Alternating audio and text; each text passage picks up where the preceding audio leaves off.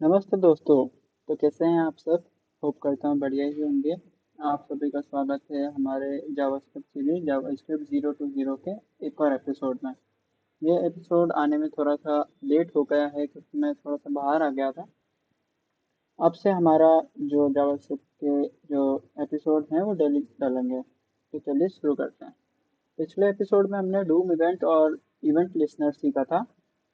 आज हम ऐसा टॉपिक सीखेंगे जो हर बिगिनर को कंफ्यूज करता है, लेकिन बार बार समझने से वो आपको इजी हो जाएगा आपकी कोडिंग करने के लिए। और वो है हमारा इवेंट बबलिंग और इवेंट डेलीगेशन। ये कॉन्सेप्ट आपको इंटरव्यूज में भी काम आता है और बड़े बड़े प्रोजेक्ट्स भी होते हैं। तो चलिए शुरू करते हैं इसको बिना किसी टाइम वेस्ट किए। इसके लिए एक नई फाइल बना लेते हैं हम, हमारा eb.js करके। eb.js इवेंट्स बबलिंग मतलब। अब हम आ चुके हैं इसमें। हम देखते हैं। सबसे पहले एक छोटा सा रिकैप ले लेते हैं कि इवेंट्स होता क्या है। इवेंट्स मतलब कोई भी एक्शन जो यूज़र करता है, जैसे हो गया हमारा क्लिक करना या की प्रेस करना या फिर सबमिट फॉर्म करना एक्सेट्रा। हमने देखा था कि कैसे हम ऐड इवेंट लिसनर यूज़ करते हैं हैंडल इवेंट्स हैंडल करने के लिए।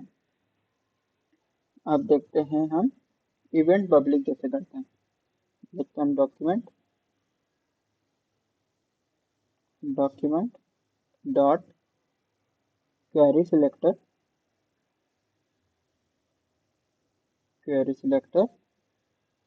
और इसके अंदर लिखते हैं हम एक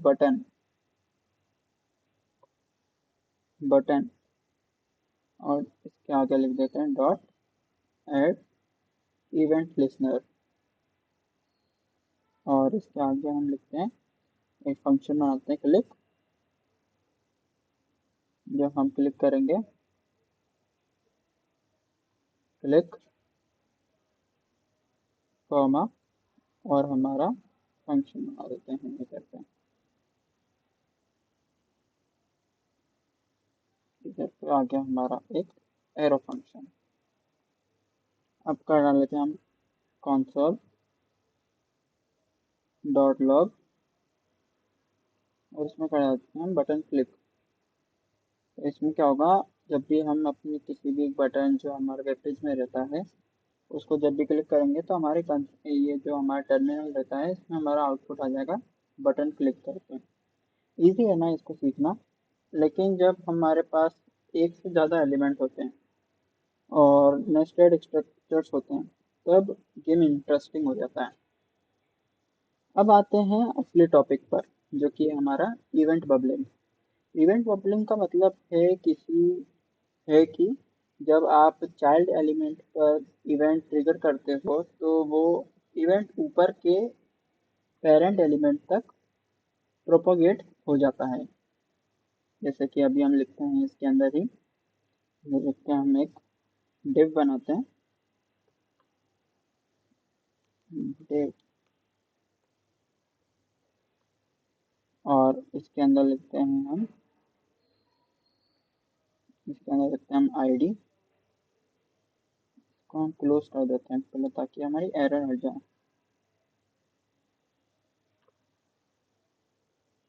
तो और इसमें लिखते हैं हम आईडी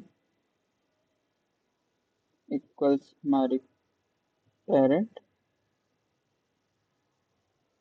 एरर क्यों नहीं हट रही है इसको बाबू रखें। बिना किसी टाइम वेस्ट के हमने ये सब इधर पर लिख लिया है। अब इधर पे करते हैं हम डिव और इसकी आईडी देते हैं हम, जो कि है हमारी पेरेंट, जो कि हमने ये वाली बनाई है।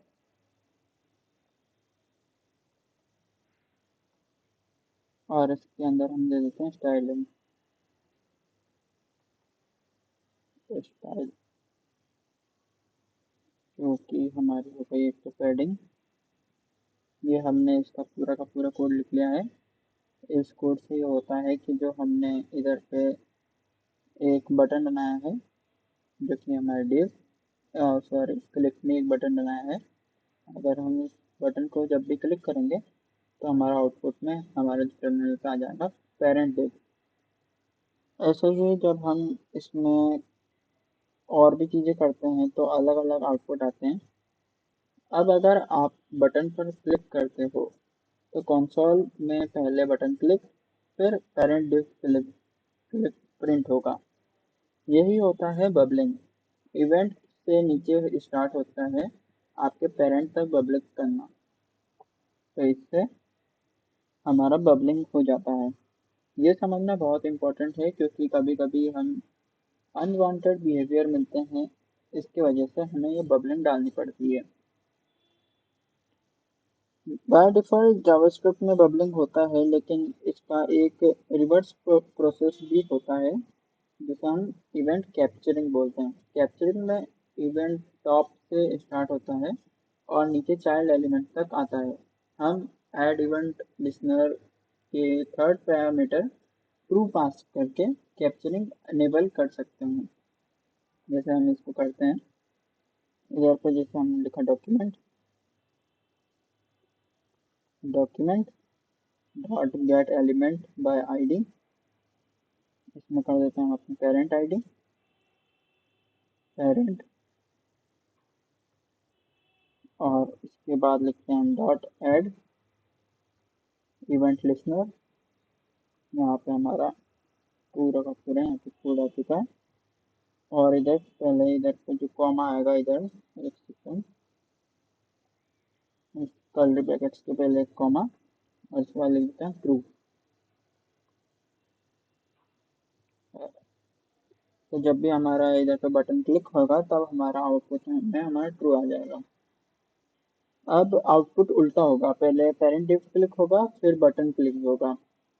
अब प्रॉब्लम ये आती है कि जब एक नेस्टेड स्ट्रक्चर में मल्टीपल इवेंट्स लगे होते हैं तो एक छोटे से क्लिक भी 2-3 बार ट्रिगर कर देता है।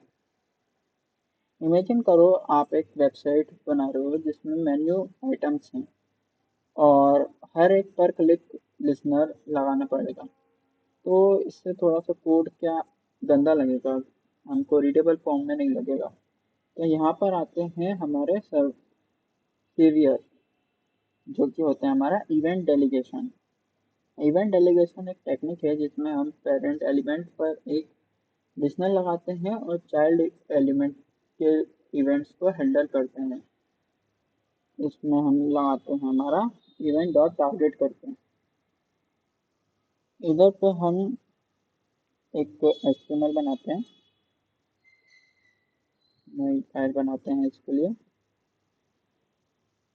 जैसे इसको लिखते हैं ul.html। इसमें बनाते हैं हम एक ul,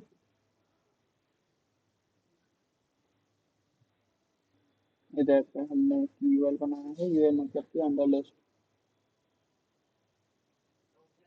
ul मतलब होता है हमारा अंडर लिस्ट। इसमें हम आईडी देते हैं इसकी मेन्यू, MENU मेन्यू, और इसके अंदर हम एक 3 li देते हैं, जो कि है हमारा पहला होम, जो हम इधर पे मेन्यू बना रहे हैं,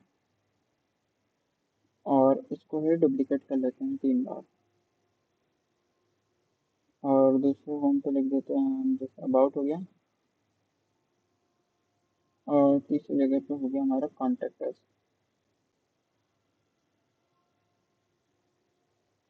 तो अब हमको इस चीज़ में हमको लगानी है जैसे कि हमारा इवेंट टारगेट, जैसे हम किसी एक पे, इन तीनों में से किसी एक पे क्लिक करें तो हमारा वही सिर्फ और सिर्फ वो वाला हमारा इवेंट हमारा टारगेट हो। इसका हम आउटपुट देख लेते हैं पहले, क्या हमारा मेन्यू बना है या नहीं बना है। जब तक ये ओपन हो रहा है, जब तक आपने हमारे चैनल को डिस्नी कोर्स को सब्सक्राइब नहीं किया हो तो ज़रूर कर लें। ऐसे ही हमारे जावास्क्रिप्ट की सीरीज हम डेली अपलोड करेंगे आपसे। तो आपको सबसे पहले हमारे सारे के सारे वो मिल जाते हैं अपडेट। उसके लिए बेल आइकन भी दबा देना है। तो ये हमारा क्रोम ओपन हो चुका है। ये हमारा मेन्यू आ जाएगा अभी। अभी उसको थोड़ा साइड में रखते हैं और वापस हमारा ईवी पे आ जाते हैं। उसके अंदर हम बनाते हैं document. Document dot gate element by ID. Gate element by ID और इसके अंदर मेन्यू।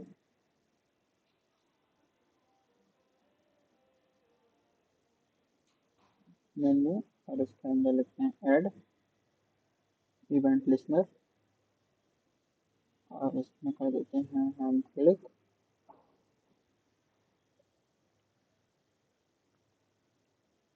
यहाँ आ गया हमारा क्लिक।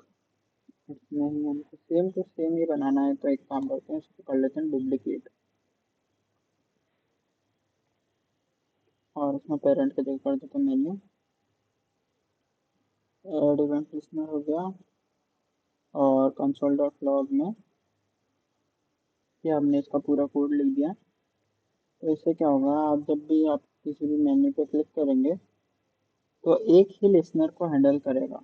ऐसा नहीं कि आप अगर हमारे ये कहाँ गया यूएल, इसमें होम पे क्लिक करेंगे अबाउट पे कॉन्टेक्ट अस को, तो अलग अलग नहीं होगा, इसमें आपका एक ही होगा। और सबसे बड़ी बात है, अगर बाद में आप कोई सी नई चीज ऐड करते हो वो भी ऑटोमेटिकली हैंडल हो जाएंगे। तो इसमें हमारा सबसे बड़ा डेलीगेशन बेनिफिट ये हो जाता है कि हर एक एलिमेंट पर ऐड लिस्टनर लगाने की जरूरत नहीं है। इससे हमारा कोड क्लीन और शॉर्ट दिखता है। इससे हमारी परफॉर्मेंस बेटर होती है जब एलिमेंट बहुत ज़्यादा होते हैं और डायनेमिकली एडेड एलिमेंट्स ये हैंडल हो जाते हैं विदाउट एक्स्ट्रा कोड के। रियल लाइफ एग्जांपल, अगर आप के पास एक टू डू लिस्ट ऐप है जिसमें आप नए टास्क ऐड करते हैं, आपको हर नए टास्क के लिए अलग लिसनर नहीं बनाना पड़ेगा। एक पेरेंट पर डेलीगेशन से सब हैंडल हो जाएगा। यही टेक्निक बाद में फ्रेमवर्क जैसे रिएक्ट एंगुलर में के अंडर यूज होती हैं। तो दोस्तों, आज हमने डिटेल्स में समझा इवेंट बबलिंग और इवेंट डेलीगेशन के बारे में। अब आपके पास एक क्लीन पिक्चर है कि इवेंट्स कैसे प्रोपोगेट होते हैं और कैसे एफिशिएंटली उन्हें हैंडल करते हैं। नेक्स्ट एपिसोड में हम और भी इंटरेस्टिंग चीज़ पढ़ेंगे जो कि है हमारा डूम मैनिपुलेशन। तब तक के लिए लाइक सब्सक्राइब कर दो हमारे चैनल कोड स्नीपर्स को, बेल आइकन को प्रेस कर दो और अपने सारे के सारे दोस्तों को शेयर कर दो जिसको भी अभी तक कोडिंग नहीं आती है। मिलते हैं नेक्स्ट एपिसोड में। Keep coding, keep growing. Thanks for watching.